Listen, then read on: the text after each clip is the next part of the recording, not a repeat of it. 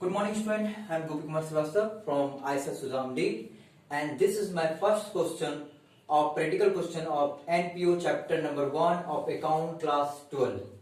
In this video, I am going to teach you how to prepare receipt and payment account. This is the first question and the very important question: how to solve, how to prepare receipt and payment account. First, we have to understand the meaning of receipt and payment account. The receipt and payment account show only the receipt and the payment, and the receipt are two type. देखिए, receipt and payment account को समझने के लिए, आपको बनाने के लिए आपको समझना पड़ेगा कि रिसिप्ट कितना तरह का होता है, पेमेंट कितना तरह का होता है। जो हम लोग रिसिप्ट एंड पेमेंट अकाउंट बनाते हैं, ये सिर्फ किसी एनजीओ के लिए बनाते हैं, एनजीओ ही बनाता है। और वो रिसिप्ट मतलब होता है कि उसके पास अगर कुछ भी आ रहा है या इनफ्लो हो रहा है तो वो रिसिप्ट होगा उसके लिए। अगर कुछ भी आउटफ्लो हो रहा है मतलब कुछ भी जा रहा है तो उसके लिए पेमेंट होगा।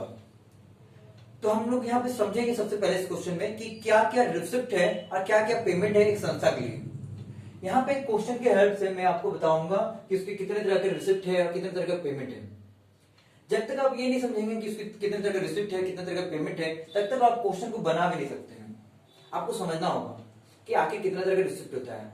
तो चलिए समझते हैं। फॉर्मेट हमारा तैयार है और एक करके हम लोग डिस्कस करते हैं और उसको सॉल्व करते हैं। तो पहला है हमारा रिसिप्ट, फिर है हमारा पेमेंट।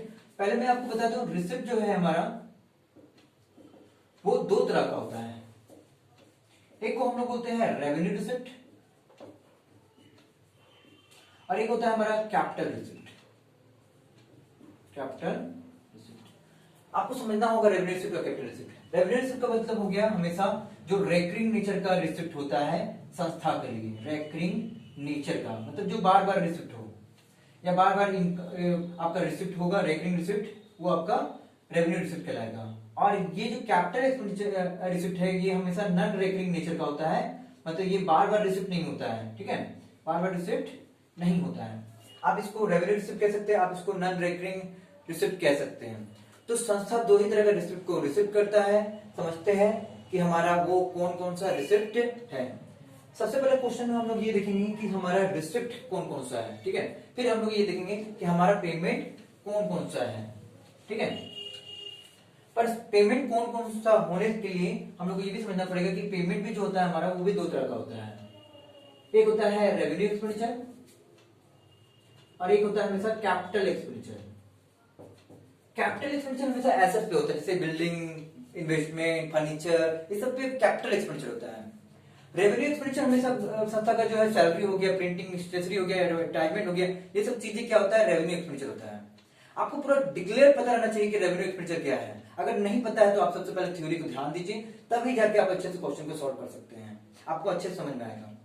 बट चलिए आते हैं, हम लोग समझते हैं और भी बेहतर तरीके से समझाने की कोशिश करते हैं कि हमारा रेवेन्यू रिसिप्ट और कैपिटल रिसिप्ट क्या है। ठीक है, तो हर तरह का पेमेंट मतलब दो ही तरह का पेमेंट होता है, रेवेन्यू एक्सपेंडिचर, कैपिटल एक्सपेंडिचर, दो ही तरह का रिसिप्ट होता है, रेवेन्यू रिसिप्ट और कैपिटल रिसिप्ट। तो हमारे पास सबसे पहले कैश एट बैंक है, ये बिल्कुल एक तरह का रिसिप्ट है। आप इसको रेवेन्यू रिसिप्ट मान सकते हैं, बिल्कुल ये हमारा रेवेन्यू रिसिप्ट हो जाएगा। और जो भी कैश एट बैंक है आप उसका डेट देख सकते हैं, यहाँ पे यहाँ लिखा 1 अप्रैल 2020। 1 अप्रैल 2020 को हमेशा टू बैलेंस बीडी कहलाता है, मतलब ओपनिंग बैलेंस कहलाता है कैश और बैंक का। ये संस्था के लिए बिल्कुल रिसिप्ट है, तो हमने इसको रिसिप्ट मान लिया, 45,000 रिसिप्ट को दिखा दिया। तो ये हमारा काम खत्म हो गया, इसको आप रेवेन्यू रिसिप्ट मान सकते हैं बिल्कुल। ये कैश एट बैंक है, कैश एट बैंक को कैश एट बैंक नहीं लिखा जाता सीधा, आप उसको ओपनिंग बैलेंस लिखेंगे, क्योंकि वहां 1 अप्रैल 2020 दे रहा है और आपका अकाउंट 31 मार्च 2021 को क्लोज हो रहा है। अगला हमारा है सब्सक्रिप्शन। सब्सक्रिप्शन जो है संस्था को मिलता है, ये एक तरह का चंदा होता है, तो बिल्कुल ये भी एक तरह का रिसिप्ट हो गया। और ये जो रिसिप्ट है इसको हम लोग रेवेन्यू रिसिप्ट कहते हैं। आपको हमेशा लिखते जाइएगा कि किसको क्या कौन सा रिसिप्ट कहते हैं, मैं बताते भी जा रहा हूं ताकि आपको एग्जैक्टली पता रहे। तो ये हमारा रेवेन्यू रिसिप्ट है, बार बार आता है, चंदा, इसका हिंदी चंदा होता है, बार बार आते रहता है, इसलिए रेवेन्यू रिसिप्ट हो गया। अगला है 12% इन्वेस्टमेंट, मतलब 12% इन्वेस्टमेंट। देखिए ये जो है इन्वेस्टमेंट जो है आपका, देखिए आप कोई भी चीज को परचेज करते हैं तो आप मतलब पेमेंट करते पैसे का, और जहां पेमेंट करेंगे मतलब आपका खर्चा हो रहा है, और खर्चा हमेशा आपका पेमेंट साइड जाएगा, मतलब ये 8% जो इन्वेस्टमेंट हो गया आपका वो पेमेंट हो जाएगा। तो बिल्कुल 1,50,000 आप यहाँ पेमेंट साइड में दिखा सकते हैं इसको। ठीक है, अगला है हमारे पास entrance fees. Entrance fees entry fees को कहते हैं। जब भी आप संस्था में जुड़ते हैं या संस्था में आते हैं तो आपको एक एंट्री फीस देना पड़ता है, और वो एंट्री फीस संस्था के लिए इनकम हो जाता है, और ये इनकम को हम लोग बिल्कुल रिसिप्ट कहते हैं। तो एंट्री फीस कहिए या एंट्रांस फीस कहिए, इसको कहीं कोई दिक्कत नहीं है। आप यहाँ पे एंट्री फीस एंट्रांस फीस दोनों लिख सकते हैं। जैसे कि मैं चलिए यहाँ पे इसको एंट्रांस फीस ही लिख देता हूँ, है ना। तो एंट्रांस फीस ही दिखा दिया, और ये हमारा रेवेन्यू रिसिप्ट है संस्था की। अगला है स्पोर्ट मटेरियल। जैसे कि आप कोई भी चीज परचेज कीजिए, चाहे इन्वेस्टमेंट परचेज कीजिए, चाहे स्पोर्ट मटेरियल परचेज करिए, जब भी किसी तरह का एसेट खर्चा परचेज करते हैं तो ये हमारा कैपिटल एक्सपेंडिचर है। इन्वेस्टमेंट भी कैपिटल एक्सपेंडिचर है क्योंकि आप बार बार नहीं करते हैं। साथ में स्पोर्ट मटेरियल भी क्या है, हमारा कैपिटल एक्सपेंडिचर है, ठीक है। तो आपको ये धीरे धीरे बनाते बनाते पता चल ही जाएगा। स्पोर्ट मटेरियल बस परचेज लिखने की जरूरत नहीं है, आप बस उसको पेमेंट साइड में दिखा दीजिए, ऑटोमेटिक वो परचेज हो जाएगा। तो ये कैपिटल एक्सपेंडिचर है। साथ में यहाँ लिखा है फर्नीचर परचेज, बिल्कुल ये भी एसेट्स है, और फर्नीचर परचेज करेंगे तो वो भी पेमेंट है। तो आप यहाँ फर्नीचर को भी दिखा सकते हैं कि हमारा फर्नीचर जो है कितना है, वो है आपका 70। तो स्पोर्ट मटेरियल ये 80,000 है। चलिए 80,000 हो गया। 1 हो गया, 2 3 4 5 6। चलिए 1 2 3 4 5 6 का काम हो गया। आगे बढ़ते हैं। Sale of furniture, old furniture, पुराना फर्नीचर तो बेच दिया, 20,000 का था, 5 ने बेचा। अब था कितना का ये पता नहीं, पर हमने रिसीव कितना किया, हमारे पास आ कितना रहा, 5,000 रुपया। कोस्ट प्राइस में होता है उसका दाम कितना था, दाम 20,000 था, बेचा 5,000 रुपये में, तो आ कितना रहा पैसा, तो वो एक तरह का रिसिप्ट हो गया। आप इसको रेवेन्यू रिसिप्ट कह सकते हैं क्योंकि वो इतना बड़ा रिसिप्ट तो है नहीं, या कैपिटल रिसिप्ट भी कह सकते हैं। कैपिटल रिसिप्ट नहीं कह सकेंगे क्योंकि ये हमारा फर्नीचर है, तो आप इसको कैपिटल रिसिप्ट कहेंगे, और ये हमारा 5,000 हो जाएगा। चलिए यहाँ पे खत्म हो गया। म्युनिसिपल टैक्स क्या है, एक्सपेंस है संस्था के लिए। अगर संस्था इस तरह का टैक्स दे रहा है तो वो उसके लिए बिल्कुल एक्सपेंस हो जाएगा, म्युनिसिपल टैक्सेस। तो ये कितना हो गया, 5,000। चलिए 5,000 नहीं 1,000, सॉरी 1,000। ये भी काम हमारा हो गया, ये भी हो गया, ये भी हो गया। प्रिंटिंग स्टेशनरी क्या है, संस्था के लिए खर्चा है, पेन कॉपी का खर्चा, वो भी रेवेन्यू एक्सपेंडिचर है ये हमारा। तो प्रिंटिंग एंड स्टेशनरी ये भी क्या हो गया, खर्च हो गया, ये 24,000 है।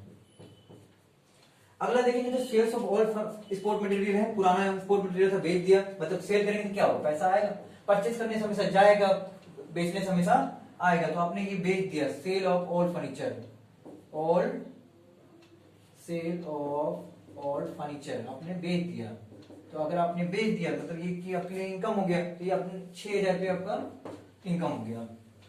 ये भी आपका कैपिटल एसेट है। जनरल एक्सपेंस के बारे में बात करेंगे तो जनरल एक्सपेंस का पूरा टोटल खर्चा 20,000 रुपये दिखा रहा है। नॉर्मल खर्चा जो होते रहता है जनरल एक्सपेंस है, बट यहाँ पे लिखा हुआ out of which 2,000 is yet to be paid, मतलब अभी तक पेड नहीं किया गया है। आपने जनरल एक्सपेंस 20,000 रुपया किया, जिसमें आपका 2,000 रुपया अभी तक पेड नहीं है। तो आपने कितना पेड किया, आपने डेफिनेटली कितना पेड करेंगे हम लोग। देखिए जनरल एक्सपेंस हमारा कितना है, 20,000 रुपया। 20,000 रुपया हमने 2,000 रुपया नहीं दिया, तो हमने कितना दिया, हमारा 18,000 रुपया हमने दे दिया। तो ये हमारा पेमेंट हो गया, इसका भी काम हो गया। चलिए इसका काम हो गया। इंटरेस्ट रिसीव ऑन इन्वेस्टमेंट, देखिए हमने इन्वेस्टमेंट किया तो 12% के हिसाब से 1,50,000 रुपया। 12% के हिसाब से अगर कुछ बोलता नहीं तो हम लोग निकालते हैं, बट यहाँ पे इंटरेस्ट दे दिया है, हमें निकालने की जरूरत नहीं है। आपके लिए एक तरह का रिसिप्ट है, आप इसे रिसिप्ट कर लीजिए। 6,000 रुपये रिसिप्ट करना है, तो आप यहाँ लिख दीजिए इंटरेस्ट ऑन इन्वेस्टमेंट, बस इंटरेस्ट ऑन इन्वेस्टमेंट लिख दीजिए। बाकी कुछ लिखने की जरूरत नहीं है, आपको रिसिप्ट भी लिखने की जरूरत नहीं, क्योंकि रिसिप्ट लिखा हुआ है ना। टूर्नामेंट एक्सपेंस एक तरह का खर्चा है, खर्चा को खर्चा तरफ दिखाइए। टूर्नामेंट एक्सपेंस बिल्कुल खर्चा है। ये खर्चा कितना है हमारा 72,000, तो हम यहाँ पे 72,000 डिक्लेयर कर देते हैं। अगला हमारा सैलरी पेड है जो कि 84,000 है, ये भी खर्चा है, तो हम यहाँ पे सैलरी पेड भी दिखा देते हैं। सैलरी पेड 84,000, ठीक है।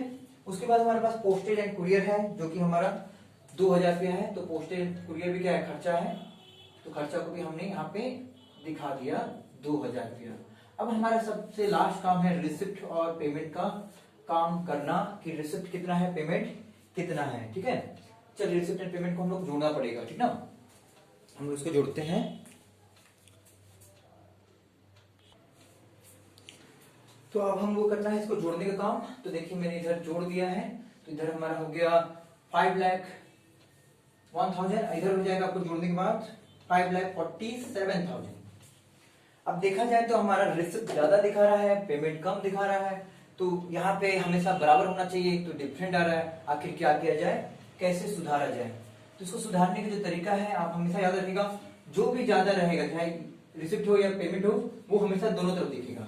हमें पता है कि सारा पेमेंट जोड़ के हमारा 5,01,000 हो रहा है, सारा रिसिप्ट जोड़ के हमें 5,47,000 हो रहा है, तो हम यहाँ देख रहे हैं कि 5,47,000 क्या है, ज्यादा है।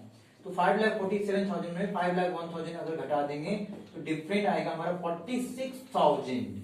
तो 46,000 क्या हो गया बताते हैं। जैसे स्टार्टिंग में अगर आपके पास कैश एंड बैंक था, कैश एंड क्या था, बैंक में पैसा था, कितना था 45,000। जब स्टार्टिंग में बैंक में पैसा था तो क्या लास्ट में नहीं रहेगा, रहेगा बिल्कुल। स्टार्टिंग का अगर कैश एंड बैंक को अगर टू बैलेंस बीडी लिखते हैं तो लास्ट का जो कैश एंड बैंक होता है हम उसे बाय बैलेंस सीडी करते हैं। क्या करते हैं, सीडी। इसको हम लोग बैलेंसिंग फिगर निकालते हैं।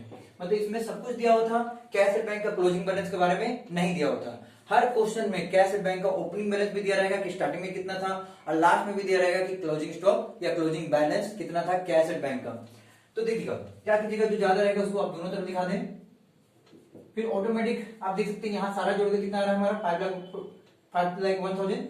आप इसको इससे घटाएंगे तो आपको ऑटोमेटिक पता चल जाएगा कि हमारा जो कैश एंड बैंक जो है क्लोजिंग बैलेंस का वो आपका 46,000 है। सो must make this question and this is very important question. और आप ये भी याद रखिएगा आपका कौन सा रेवेन्यू रिसिप्ट है, कैपिटल रिसिप्ट है, रेवेन्यू एक्सपेंडिचर है, कैपिटल एक्सपेंडिचर है। जब आप इसको समझ जाएंगे तो आपके लिए बहुत आसान होगा। हर तरह का जो खर्चा है बस पेमेंट साइड में दिखाना है, चाहे छोटा खर्चा हो बड़ा खर्चा हो, हर तरह का रिसिप्ट चाहे छोटा रिसिप्ट हो बड़ा रिसिप्ट हो, आपको उसे रिसिप्ट साइड में दिखाना है। So this question is completed. In the next video we discuss more question about this chapter and PO. So thank you, must make it.